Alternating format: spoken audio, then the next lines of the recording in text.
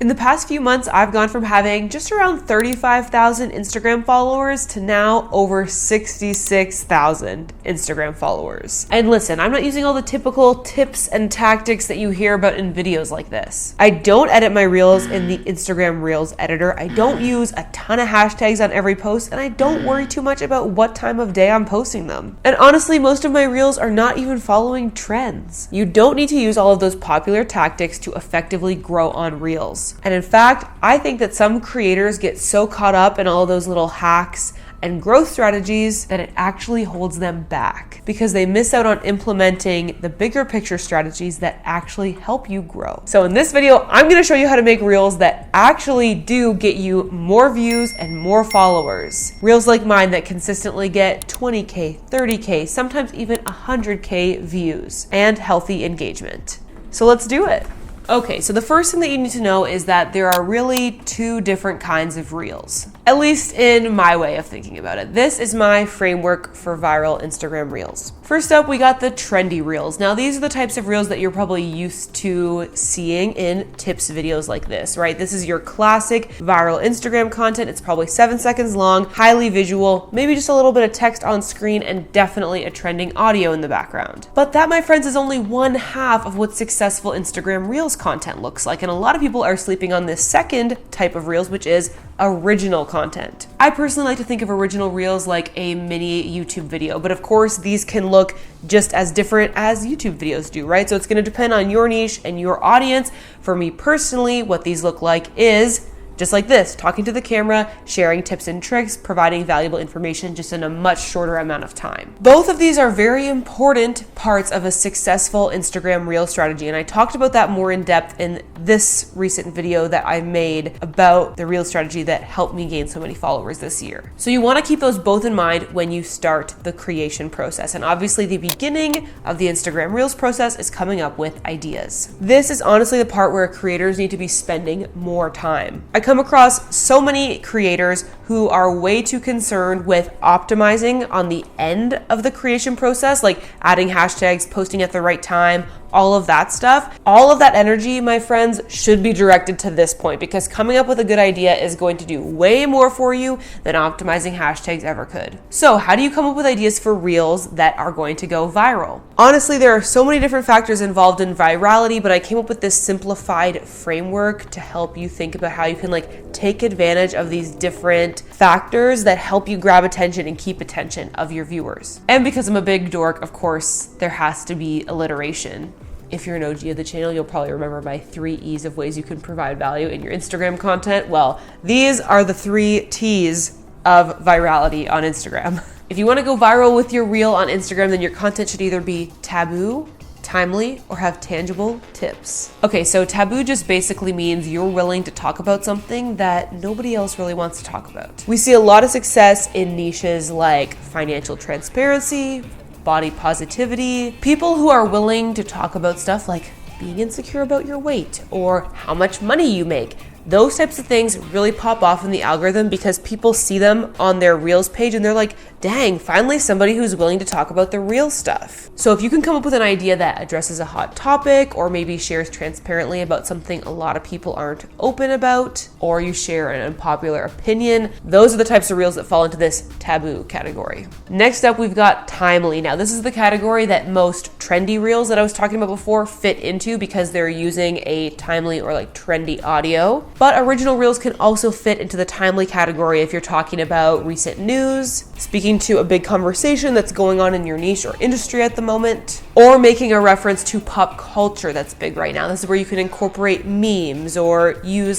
celebrity culture as a metaphor for something you want to talk about. These are all different ways of taking advantage of that timely factor that goes into virality. And the third category of viral content is tangible tips. These are tutorials or pieces of advice that are so helpful people can't help but hit that save button. These are going to be highly relevant to your audience and you want them to be pretty dang actionable, like the kind of thing that somebody could see and then immediately put down their phone and do that day and see good results from it. If it falls into that, then it will probably perform really well. So those are all really great ways to capture and keep attention of your viewers and eventually turn them into followers. Trust me, take the time that you were previously spending worrying about how many hashtags to use, how often to post, what time to post, whether or not to edit in the Reels editor. Set that all aside and take it and put it into your brainstorming.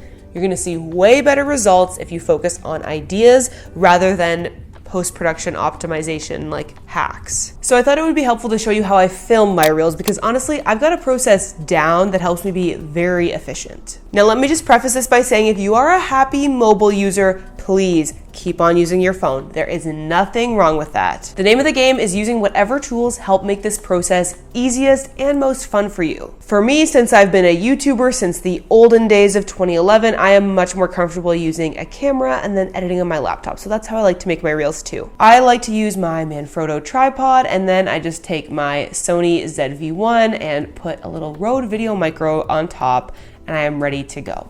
All this stuff will be linked in the description if you're curious about these tools. Honestly, when I first started this process, I worried that my stuff would look too high quality and that people would skip past it because of that. Because obviously short form video does have a reputation for leaning to a more casual vibe. But honestly, I have not found that to be the case. I think because the tone of my videos and the way that I edit them very much comes across like this was made for Reels. It doesn't feel like a repurposed YouTube video. It doesn't feel like an ad. So I don't think that the crisper quality of my video has hindered me in any way. Plus, I kind of think that Reels in particular has a little bit more of like a glossy sort of feel to it. Like I think that the culture leans more towards nice visuals than say on TikTok. So here's what my filming process looks like. I get my camera set up on my tripod. This tripod is great because it allows you to tilt your camera vertically. That's why I love to use this one for filming Reels. I set it up so I'm facing the window and then I just start reading off my script. Of course, I'll take a moment and I'll pause and I'll read my notes to figure out what my next line is gonna be. And then I'll just look over at the camera and deliver that line. You can take as many breaks as you need. You don't need to get it perfect the first time. I just continuously film. I don't worry about stopping and starting the camera every time. That's also part of why I like filming on my camera and editing on my laptop rather than doing this whole TikTok, press, stop, delete, you know, that sort of process. And then once I'm finished filming that initial A-roll clip or the talking head clip, then I'll go ahead and gather whatever B-roll I need to complete the story. I always make sure in my planning stage that I've got a clear to-do list of those shots so that I don't miss anything and I have everything I need when I go to edit. Sometimes though, you can't always get the B-roll clips that you want for your videos. Or maybe it's just not worth your time to set up a shot for something super specific. Let's say I offhandedly mentioned cooking in one of my Reels. Probably not gonna be worth my time to get my kitchen looking filming ready just to capture one like 2-second clip, right? In that case, instead of going to all that work for my own B-roll, I can use Storyblocks, the sponsor of today's video. Storyblocks is a stock media subscription service that with one monthly or annual fee, you have access to thousands of files that you can use to improve the quality of your content. You can get beautiful stock footage, you can get awesome animation templates, even music. And with your subscription, you have the licensing to use that content in your own social media content. Or if you're a freelancer, you can use it in your client's content too. Let's just say you need a clip of somebody pouring latte art. Or maybe you just need some drone footage of the Eiffel Tower. Or a peaceful clip of sunset over the water. You can get that on Storyblocks. Plus they have an awesome Premiere Pro plugin that I use all the time. It means that even in the middle of editing my video, I'm just a few clicks away from finding the perfect stock footage to complete my story. Let's say you want to use some Storyblocks stock footage in one of your Reels. You can easily download the clip from the website or using the Premiere Pro plugin if that's how you're editing. In Premiere Pro, I click and drag the clip into my timeline, and then all I do is change the scale and size it up if I'm using a horizontal clip to make it fit into my vertical frame. And I find it really adds a lot to the engagement in any of your social content to add extra visuals like this. So if you want to increase the quality and therefore the viewer retention of your Reels, I highly recommend checking out Storyblocks so that you can get beautiful stock footage to using your content as well, along with animation templates, sound effects, music, and more. You can sign up for Storyblogs using the link in my description today. So obviously I've just alluded to the fact that I like to edit in Premiere Pro, so let me show you my process. First, let's talk about how I edit my original reels, and then we'll dive into trendy reels in a minute. So obviously first I import all the footage from my SD card and I copy it over to my hard drive. And then I open up my vertical content project in Premiere Pro. I've got a bit of a template that I like to use for editing vertical content. And then I just go ahead and create a new sequence from my main clip. First, honestly, before I watch through it at all, I'm just gonna go through and delete all of the dead air, which I can tell where that is by looking at the audio waveform. Anywhere it's just a blank space or like a straight line rather than a wave, I know that I wasn't actually talking. I was probably looking at my script to consult what my next line is. So I'm just gonna delete that before I waste my time watching through several minutes of me just reading my notes. All right, now that I finally have a timeline that has no air gaps, I'm gonna go ahead and watch through, and I know that I inevitably repeated some lines to get them right, so I'm gonna go through and pick my favorite takes, so I just include the best parts. At this point, I'll also get a little bit more precise and take off even just the millisecond of dead air before I start talking so that I make sure there's no wasted time, because we only have 90 seconds max, and you can see this timeline is just about 3 minutes right now. Now there is some duplication because like I said some lines twice, but I'm probably also gonna have to cut out any extraneous lines and really just get to the heart of it as quickly as I can. Another thing that I like to do while I'm editing my reels is to add some emphasis. Sometimes I will select a section of my clip, I'll go into effect controls and I'll just scale it up to like 125% so that I have a little bit of a punch in, which I think just really emphasizes the point that I'm making. And it just gives a little bit more variety to the video. Okay, so I've chosen all the best takes. The reel is still 2 minutes long. So this is where we get into the difficult process of really diving in to the subject matter and really editing out anything that isn't totally necessary. Okay, now that I'm happy with my base edit, I'm gonna go ahead and add graphics, sound effects, titles, all of the stuff that's gonna make it even more engaging than all of the cuts and punch-ins and all that stuff that I've already added. All right, y'all, we got there. Okay, all of the graphics are in, all of the B-roll is in. The last thing that I have to do is I'm gonna use Premiere Pro's auto captioning feature so that I can add subtitles that are baked into my video. This is super fast. All I need to do is go over to my text tab here and I'm gonna create a transcription. It will transcribe it automatically, like super quickly. And then I just click on the 3 dots and create captions. I've got some defaults that I like to use. I've got a caption style and I like to do a single line. So now I will watch it back through one more time and I will edit any captions if it kind of like misheard me or whatever and correct them. And then I'll be ready to export. So let's take a look. How do you find the best hashtags to use? None of that matters. So many creators out there are pouring their time. In social media terms, we can express this as a graph where the y-axis is the reach or views that you get, and the x-axis is the number of hours you put into creating your content. I never add background music at this stage because I'm gonna add music when I upload it into Instagram. We'll cover that in a minute. So at this point, I'm ready to go ahead and export it. Okay, so that is my process for editing original reels. It's very similar to editing a YouTube video, but let's talk about how I edit the trendy reels. I still do edit these on my computer in Premiere Pro because that's how I'm fastest. But how can I edit along to a trending audio on my laptop? Well, let me show you. So I find whatever audio I want to use on Instagram, and basically I'll just go ahead and screen record my phone and then play back the audio.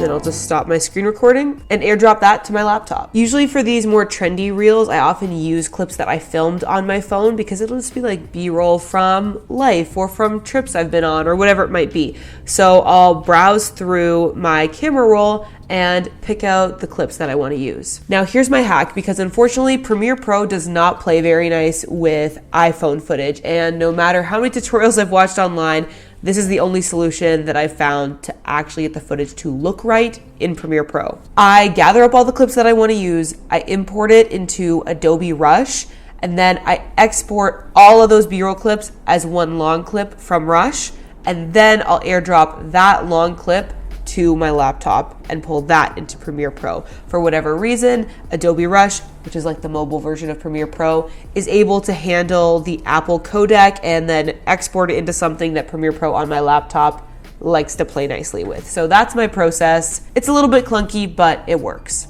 I'm just gonna start my editing process by creating another new sequence from my clip of B-roll. And then I'm gonna extract the audio that I need from this screen recording.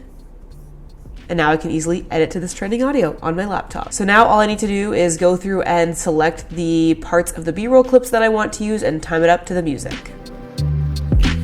So I'm just gonna go ahead and add my text in here along with my clips. I try to keep a pretty minimal style so that it sort of fits in with this like aesthetic form of Instagram content. All right. I think this one is complete. Obviously this goes a lot faster because it is literally just a 9-second video. So I'm ready to go ahead and export that now. Of course, we've covered a lot about how I edit these videos, but how do I actually get them posted on Instagram? Let's talk about that next. Once I have my reels complete, I airdrop them over to my phone. I also like to create covers for my reels, kind of in the style of YouTube thumbnails. I'll add a little text on top and then throw my favorite Lightroom preset on them, and that just keeps my grid looking consistent and on brand, but also those reels covers are going to be more enticing for new followers to kind of get them to binge my existing content. So once I've got everything transferred over to my phone, the rest of the process is pretty straightforward. I'm just going to go ahead and create a reel. And instead of recording in the app, I'm just going to upload from my camera roll, choose the video that I want to post, tap on add, click next to finish it up. And finally, I'm just going to add an audio. So I find my For You section is really helpful at this point because I'm often adding just instrumental background music. So I'll listen to a couple and figure out what suits the reel best. So I think I've chosen one that suits. So I'm just going to decrease the volume to like 10, and then it's just nice and quiet in the background, so it makes the video a little bit more engaging, but it's not distracting. I'll watch through the whole thing one more time, make sure it looks good, and then tap on next. Here I can upload the cover that I designed, so selecting that one, adjusting how it looks in the grid, and then I normally just kind of come up with my caption on the spot, so I'll just write a short caption here, and I might add like 3 or 4 hashtags based on very specifically what I'm talking about in this reel. And once I've done that, I save it as a draft. That way, when I'm ready to post, I can just go over to my drafts and select it and then go ahead and press share from there. That's just been my personal preference. I like letting them sit in the draft so that I can be online when I publish them, because I have used Instagram's internal scheduling thing, but it sometimes has just posted the video that I tapped schedule on. It just posted it right then, so I don't really trust it anymore. And anyway, my like posting the draft method has like worked well for me, so that's what I like to do. So that is my Reels content creation process, or at least like the speed run version of it. I know there's lots of pieces that I could have gone into more depth with, but this video was long enough as it is. If you want to see some more details about exactly what filming and editing looks like for me in a more step-by-step way, I actually made this video. Now don't be deceived, I know the title includes TikTok, but here's the secret. I make the same videos for my TikTok as I do for my Reels. It's all kind of the same process. This one was just, I wanted to give some Instagram specific tips, but if you want more, check that video out next. And as always, thank you so much for watching. I hope you're having adventures and following your dreams, and I'll catch you in the next video. Bye.